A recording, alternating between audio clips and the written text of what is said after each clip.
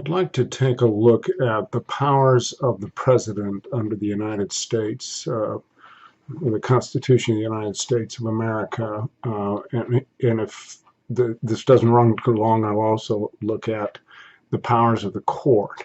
First thing I think we ought to do, um, we've already looked at the powers of the legislature. And I'm visiting a site put forth by Cornell University Law School Legal Information Institute. It used to not have ads, but this cost them a lot of money to maintain.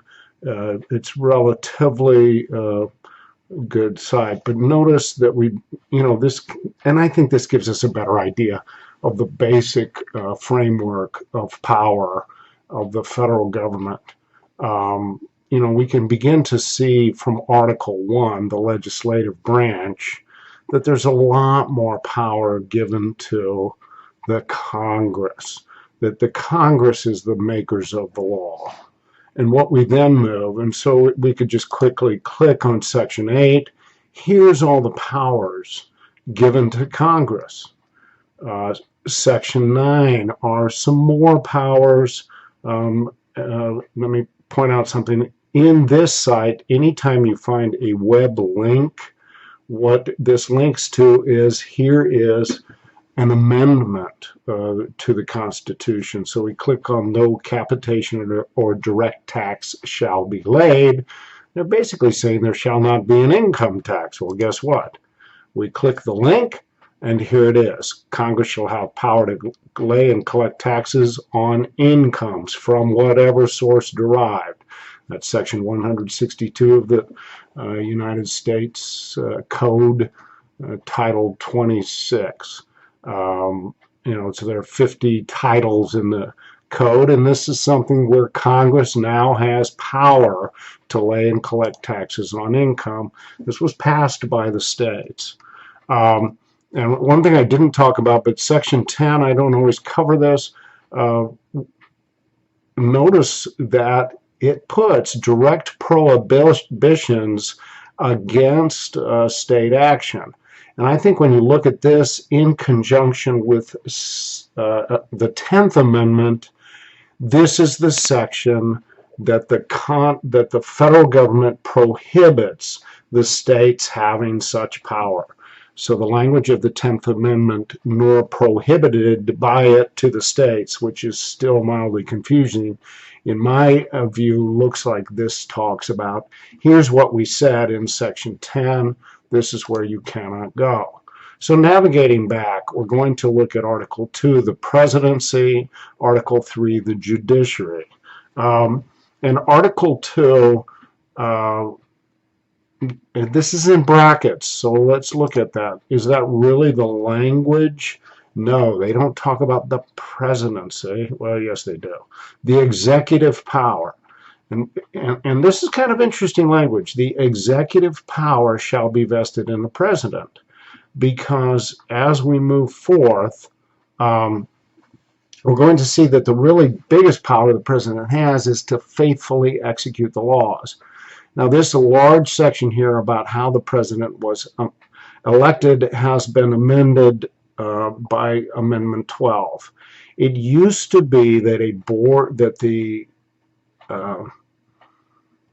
Electoral College, as it's called, which was determined by electors named by the states, voted for people based upon returns in their states or whatever. It's a little fuzzy, a little cloudy in my view, but I haven't spent tremendous time to understand it perfectly. But we wound up with some problems such as the tie between Burr and Jefferson. Somebody somewhere was supposed to not have voted for Burr, but they voted, and it would have been clear that it would have been Jefferson, and then Burr led to a very interesting deal. But this ultimately leads us a very interesting back office sort of deal, if you will. And it went all the way into the House of Representatives to settle it, multiple votes, a lot of shenanigans from what we can gather, and and kind of a rough result. And if you want to read a lot more about it, you may want to look at biographies of Burr, but those are kind of cloudy at best because Burr was careful about what he said. And anyway, we find that this, so I'm sorry, I digress once again. Some people say we ought to go ahead and just apply the old law that whoever finishes second is vice president, which might give us a Democratic president and a Republican senator or vice president and vice versa. A lot of the states have this in play, that you run for these offices separately. Let's not go into that. There are limitations on who can be president, and it's interesting to me that, I can find it again. Here it is, that he will take the following oath or affirmation. I don't find similar language to this in the legislative powers given to Congress. This is therefore something that they may over time, but I do solemnly swear or affirm that I will faithfully execute the office of President of the United States and will, to the best of my ability, preserve, protect, and defend the Constitution of the United States. This is meant to be somewhat of a check on the executive, not exceeding powers. We left from the monarchy, and at the time we create the Constitution, it's pretty well agreed that Washington's going to be the president. And there's naturally fears that he might become monarchical. Washington, true to his great character, turned in his sword as president, just as he had done with the Continental Army. At the conclusion of the peace treaty with Britain, Washington went to Congress and turned in his sword, gave his sword to Congress to state that, no one person really has that kind of power. We've given it to the people. We've given it to the Congress. So we've got a variety of jobs given to the president. First of all, Commander-in-Chief of the Army and Navy, so that we do have an idea that we're going to have times where we do have these things working. Notice that he can require the opinion in writing of the principal officer of the executive departments. I found this interesting in the biography I read of George Washington, that on almost every troubling subject, there are long opinion letters written by people like Jefferson and Hamilton and Pickering that give their details as to why they think Washington should do X, Y, or Z. We're right now, this being February of 2016, in an interesting debate about whether the sitting president, Barack Obama, should nominate a new justice to replace Antonin Scalia.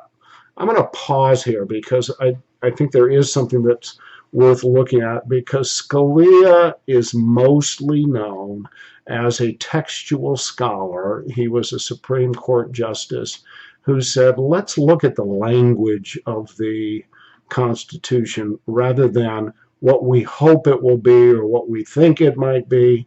Let's look at that language. If the language is relatively plain, or we can construct a plain meaning that most of us would agree upon, or that we can state and people would go, yeah, that makes logical sense.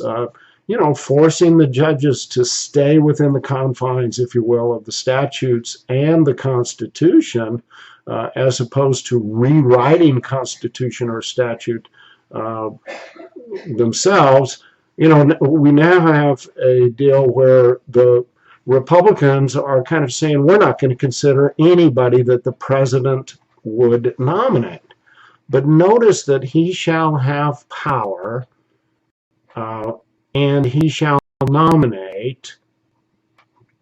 So he has power to make treaties, but provided 2/3 of the Senate's senators present concur. Oddly, the Senate itself seems to have thrown that one under the bus, particularly on the recent Iran nuclear arms treaty. A lot of the problems we have with overreaching president may be because the legislature, the Congress, has abdicated and given power to the president, sort of hot potato type deal, where they say, hey, we don't really want to play with this, you deal with it, and give the power to the president. Congress has the power to declare war. There's no provision in this Article 2 where the president can declare war, but we have not had a declared war since December 8th of 1941. We've had war powers resolutions or et cetera, et cetera, et cetera. But notice that, so returning, the president shall nominate judges of the Supreme Court and all other officers of the United States. Oh, and I skipped over some of it. And by and with the advice and consent of the Senate, he can nominate judges. So here we've got kind of a check on power. But I would say that Scalia says, let the man nominate someone. Then, Senate, do your job. Look at the advice and consent. Don't stop this process before it begins. And that seems to be where we are headed. Notice he also has the power to fill up vacancies that may happen during the recess of the Senate, because he cannot make the appointment without them there. But in the days when we didn't meet almost year-round, when maybe because of travel and everything else, Congress would only meet 4 months a year, well, if he needed somebody for the 3 months or 8 months or whatever between this hearing and next hearing, he could put somebody in, but the commission shall expire at the end of their next session. So, it was a limited appointment. There have been some appointments in the recent past that have been controversial because they were done while Congress was in not really recess. It said it was taking a weekend off. Well, that's not really what we mean by recess. And anyway, the language is kind of strong too.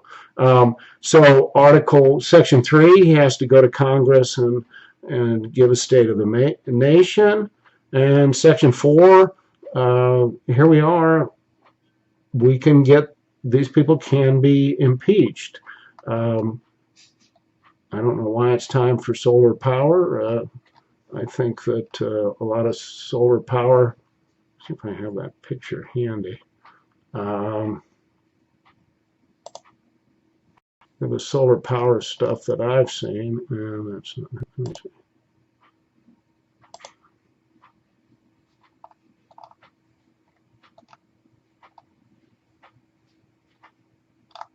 it seems to me like we're destroying the world in order to have, here's a good picture if it will pop up. No, it's not the one I want. Anyway, let's not go. It's not working. Yeah, here may be what I'm looking for. This is solar power. We've destroyed a huge section of the desert to supposedly save the earth. I'm kind of struggling with how that works very well, but that's apparently what we need to do. So let's back up a section, and now we're going to look at the powers of the court, the judiciary. And I think it's interesting that really they only create a Supreme Court, and that's all Article 3 talks about. If you remember back in Article 1, the powers of the Congress are that they can create the inferior courts. But in the Constitution, we're only going to talk about and here it is, and in such inferior courts as the Congress may from time to time ordain and establish. that the Congress really is going to create all of these. And we begin to get to some interesting things. I think it's worth mentioning for most of us that we've allowed our Supreme Court perhaps to become a super legislature. And that's one of the things Scalia was talking about, was that there's something about the miracle of the American system where we push legislators to go get the thoughts and ideas of their people, bring those thoughts and ideas back into the halls of power, and try to lay out what's the best result. You know, in the early days, the northern manufacturers wanted to put in high imposts and tariffs on imported goods to protect their manufacturing.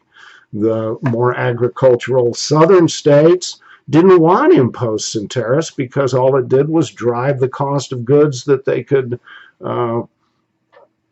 buy to a higher level, and also it meant that any nation with which we traded would likely retaliate by putting tariffs and imposts on agricultural goods, so that the produce of the South, the tobacco, and then later the cotton, would not be gaining favorable price, and it drives the price down. So the idea is, let's get Congress to figure this out. You know, and there's been a lot of talk recently about the controversial 7-2 decision, Roe versus Wade, which really, you know, we've never really had a solid federal pronouncement on the right of abortion. Probably because if we go back to Article 1, Section 8, there are no powers given to Congress over such a thing. Is it really an interstate commerce deal? Should the Supreme Court be doing it? Should the Supreme Court be regulating the rights of people to kill babies or not have babies, or when they can kill them? Very controversial. And it's really hard to find the power in these three small sections for that court to have this ability. You know,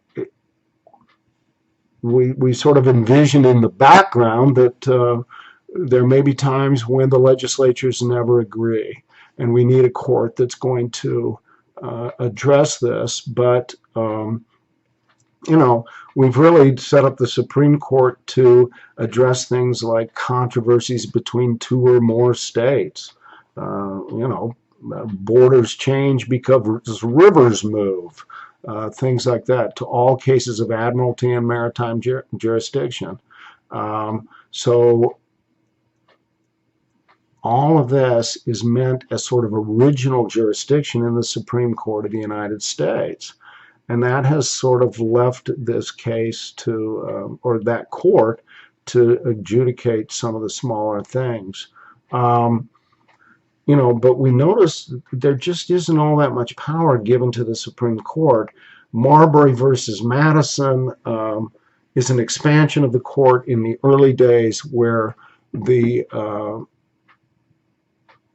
Supreme Court says, if not us, who?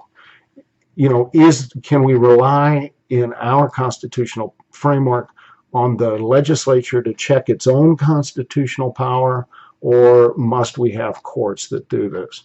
And that has led, for good or bad, to a lot of courts, as well as state courts, assuming that same power over their own constitutions, as well as over the constitutions, well, not of other states, but where the Supreme Court, you know, the Roe versus Wade is an imposition against the law of the states on abortion.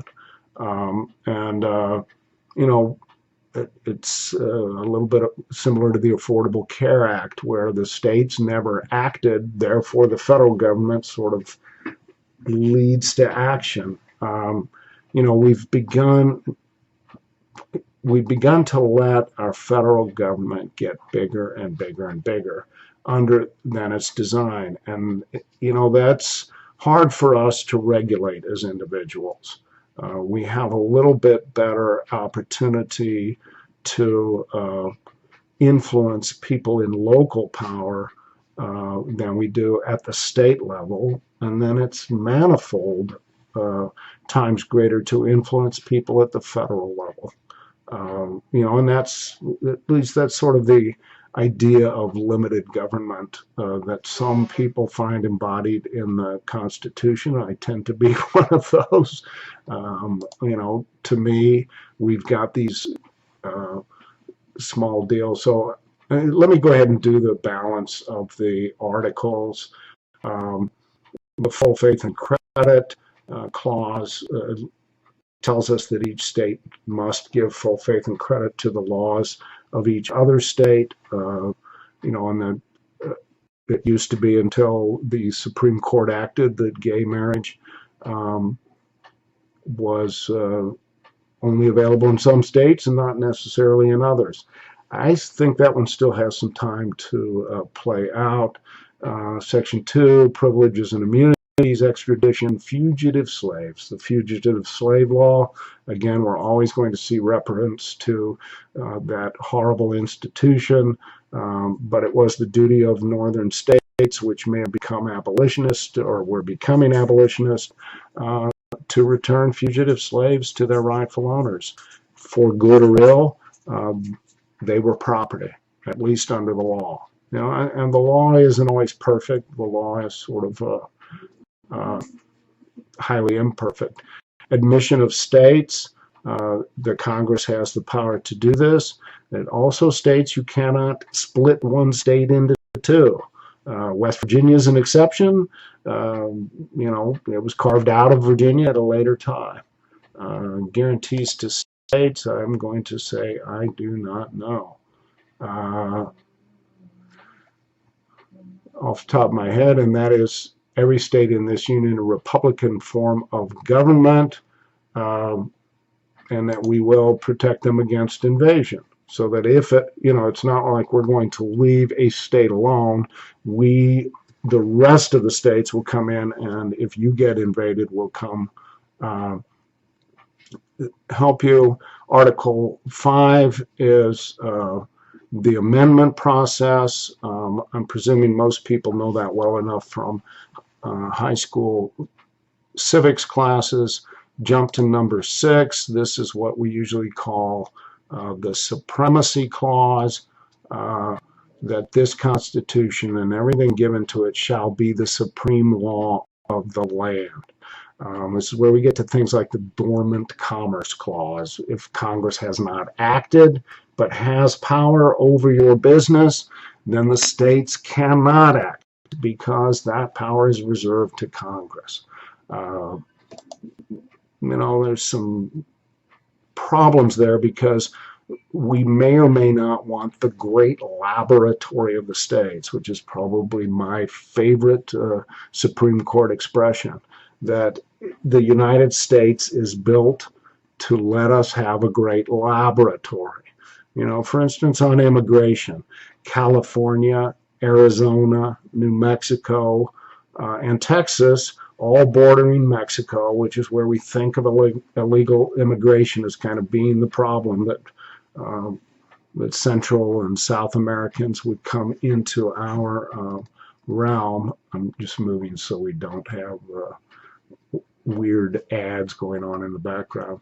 That they may all have a different solution, but that over time they would come together and we would see a better solution. There are people, too, who talk about that we need the states to take over the health care, that the federal grab for power in healthcare is going to lead to a lot of big problems, and we just did not give the states sufficient time.